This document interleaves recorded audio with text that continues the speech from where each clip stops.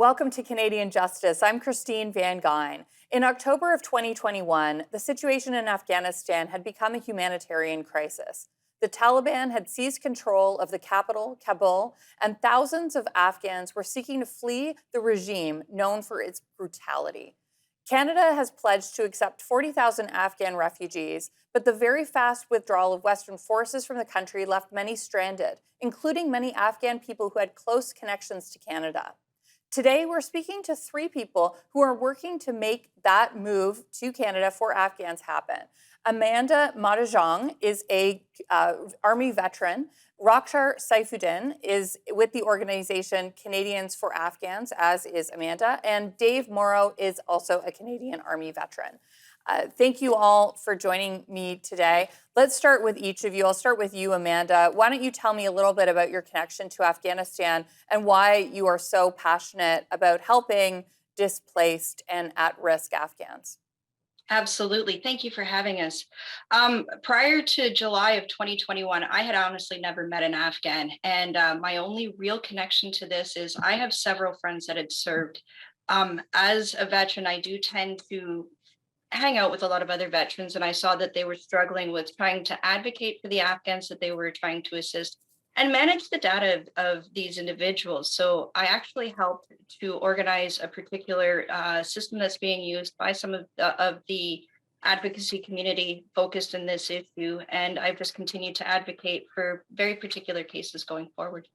Rokhsar, why don't you tell me a little bit about your connection and what your organization, Canadians for Afghans, is doing to try to help displaced and at-risk people in Afghanistan? I myself am Afghan, right? And we had a smoother process in the late 1900s to get to Canada and flee the country. And I have joined this organization to, of course, help my fellow Afghans, right, and make the process smoother for them as well, because I have the advantage of being here. So since after that, Taliban coming to rise again, right, I definitely want to be a part of this process. Dave, why don't you expand a little bit on your connection and maybe give Canadians who are watching a sense of what it is like in Afghanistan right now, if you can. Sure thing. Thanks for having me. So I got implicated in this because since I came back in 2011 from my deployment in Afghanistan, I was really trying to get my interpreter to Canada and thought that there would logically be some sort of program to bring them home. But unfortunately, there wasn't. And communicating with him over the years and trying to find an avenue to approach, it finally became clear that there was really only one avenue of approach, which was Afghan Canadian Interpreters, which was an organization that was created by Wendy Long. And I got involved with her and started advocating on her behalf for the organization. And that finally led to some sort of movement and some sort of response in 2021. However, on the ground right now, I speak regularly with my friends that are there, and it's not very good just because we don't have a presence. So all our information is secondhand, and unfortunately, we don't have a real grip of what's going on, other than the fact that Afghans are just not making it back to Canada. So, Dave, was your interpreter able to make it to Canada, or is he still there? So thankfully, I was able to get both my interpreters out of Afghanistan, one to Canada and one to the UK, because the process was just far too slow for him to come to Canada. The issue now is their families, and they are just being stonewalled and being forgotten at the moment. We've got about a minute. Can you give a sense of the type of risk that an interpreter who had helped Western forces would be at, and what type of risk their families would be at now that the Taliban controls a lot of Afghanistan? Well, I mean, to put it bluntly, it's death, rape, torture. I mean, there's no greater consequence than that.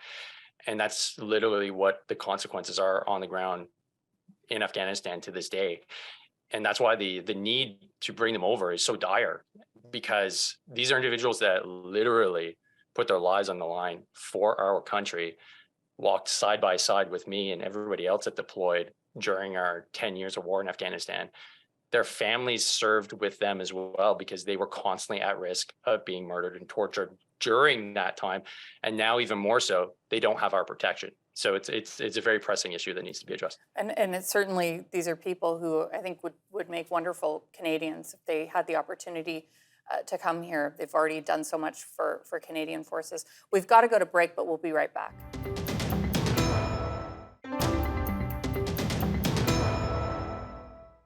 Welcome back to Canadian Justice, where we're discussing the Government of Canada's commitment to bring refugees and displaced people to Canada from Afghanistan.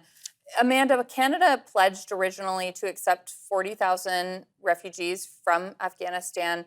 How are we doing on that number, and why might that number not be reflective of the actual situation for Afghan immigrants and refugees?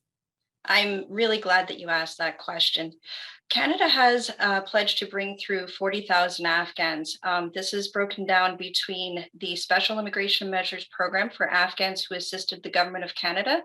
Currently, there's 9,510 people that have been successful under that program. There's an additional 15,340 under the humanitarian response, and there's 1,050 that have come through for the pathway for extended family members of former interpreters. So this is a pathway that is very similar to help the family members, as Dave had been expressing earlier, because the family members do also serve as well, and it's very important to make sure they're safe in this process. Rokhsar, for the people who have already arrived in Canada, what can you tell me about what the resettlement process in Canada has been like? Do you have any stories from people who have made it here and what life has been like for them once they arrived? That's a good question. Well, as I mentioned before, it was more easier for my family and I, since we were the first ones. However, we were basically we made it easier for others because we were sponsoring them to come here, and we basically filled them in with, the language barrier, the cultural barriers that were, that basically, I'm so sorry, that was difficult for them. So although it was a shock for us, we definitely made it easier for the other ones that came along. And Dave, we've talked about the different programs, the 40,000 number. What's your view on that number and on the programs themselves? Do they need to be changed, expanded? Is 40,000 the right number, given how much the situation has shifted in Afghanistan since that original pledge was made? Well, one thing I've come to learn is that the government likes nice round numbers for whatever reason. I don't know how they came up with 40,000, I'll be honest, but there is a need. Whether it's 40,000, whether it's 35,000, 60,000, I think the number is irrelevant. I think if we do a change, I don't quite see why there would need to be, because if the program is already in place, why not just see this one through and then just have a framework in place for anybody else that pops up in the system? Unfortunately, that doesn't seem to be the case, and there doesn't seem to be a will from our federal government to even fulfill the 40,000 that they initially set out to engage with. So I don't know where this leads, but ultimately it's not leading anywhere right now. Amanda, anything you want to add there? Yeah. Absolutely. I do apologize. One of the really important things to really pay attention to here is with these three separate programs, the only programs you can apply to are the Special Immigration Measures Program for Afghans who assisted the Government of Canada and the Pathway for the Extended Family Members. You cannot even apply to the Humanitarian Program, and that is the aspect of this framework here that is getting the most response. So there are 15,300 people that have come through under this program. This is important and this is good. What this represents is Afghans that have already gone to third countries in years previous and have applied through the Canadian framework to get help as a convention refugee. Currently, Afghans that are actually trying to get that designation through the UNHCR are not being successful. So what that does is it limits the people that could even use the the humanitarian program. So one of the things that many organizations have asked for is a response that is similar to what they have done with Syrians, in that they have removed the requirement for them to get that designation. They treat them all as prima facie refugees. And why do you think the political will is lacking for that change to happen, Amanda? That's a really good question. And if you take Oh, I think Amanda's frozen. Dave, do you want to jump in? Do you have any thoughts on that? Sure, absolutely. I mean, I always ask the question, "Qui bono?" Who's benefiting here from the lack of action? I don't quite have the answer, but I think that's the question we need to start asking ourselves, simply because there's been no action over the last year and a half. And it doesn't make any sense, because it seems like a political slam dunk to bring over refugees that have served our country. Their families have been basically servants to the country by providing their sons and daughters to help us out. So to have them over here during a time where we need workers, we need individuals that are going to contribute to the country, Absolutely. it doesn't make sense to not allow them in.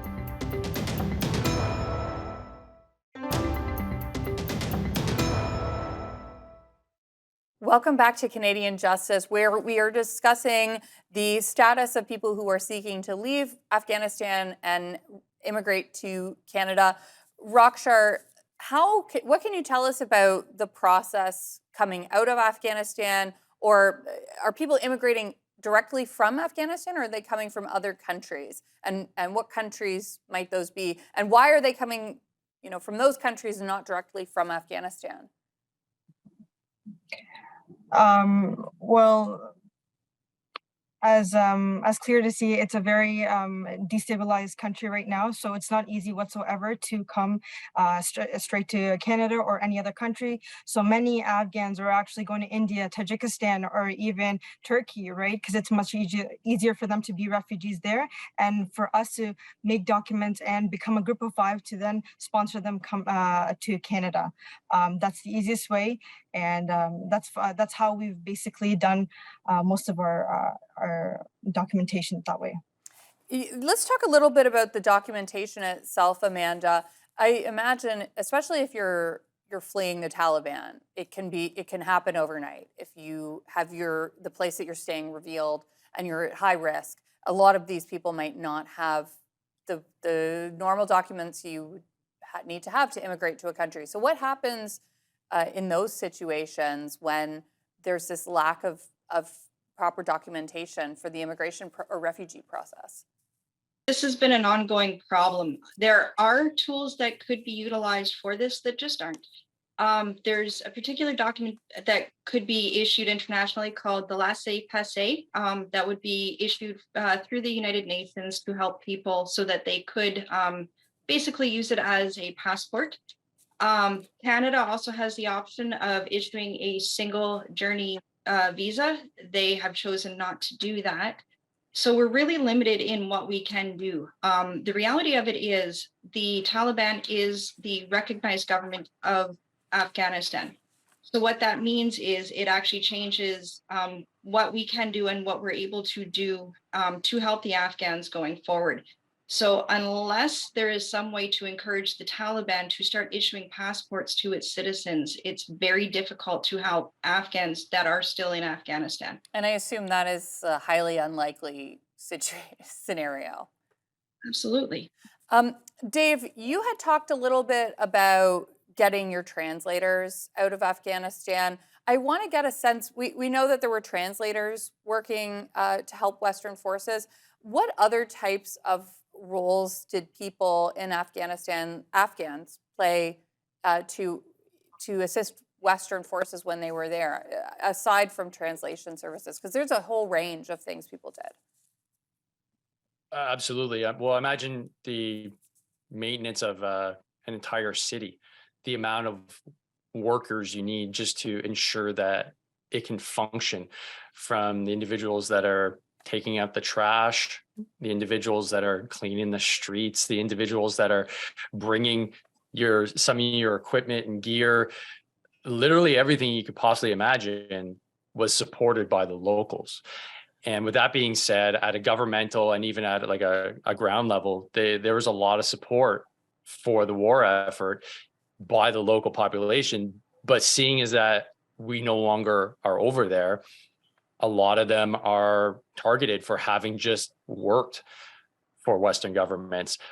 So that's an ever-growing issue. But specifically speaking, mine has always been focused on the interpreters. But I know there's a growing need to help those that just helped Western governments and the war effort during the time in Afghanistan. And Amanda, that risk is not just to people who were helping in a military capacity, right? It's sort of everybody that Dave explained, like people who were providing food for Canadian forces, like they are at risk as well. Is that right? Absolutely. So one of the things that we've not discussed at all are Taliban night letters. I actually have a stack of these, and what they are in essence is death warrants. One of the things that has continued with the Afghan community through all of this is, as much as they were supportive of the Canadian Armed Forces during our mission, it's the Afghans that are actually helping us right now to get better understanding of things. So I have an interpreter. I'd never been to Afghanistan. I have an interpreter now that all he does is translates these letters for us, right? And they're verified. This is what will happen. And it doesn't matter if you were employed with the Canadian Armed Forces or if you were on a contract with GAC. You have the same level of risk. And in some cases, the people that worked for GAC are being even more pursued. Terrifying. We've got to go to break, but we will be right back.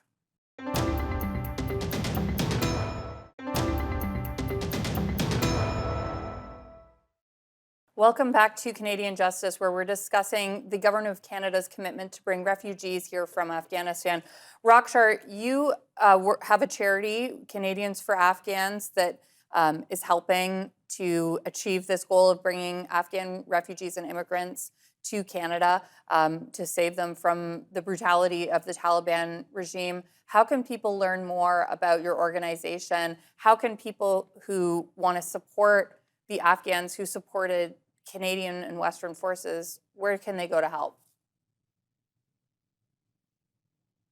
I would say that in terms of this organization to be more and more well known is for just a social media platform, right? The more people know about it, and just taking away the stigma of knowing that Afghanistan is just all about war or poverty, and really helping the ones to really come here, because there are many other countries that are in danger too, right? But they are able to come easily to Canada, but Afghans unfortunately are not given that opportunity. So again, just that social media platform and a different idea of who Afghans truly are.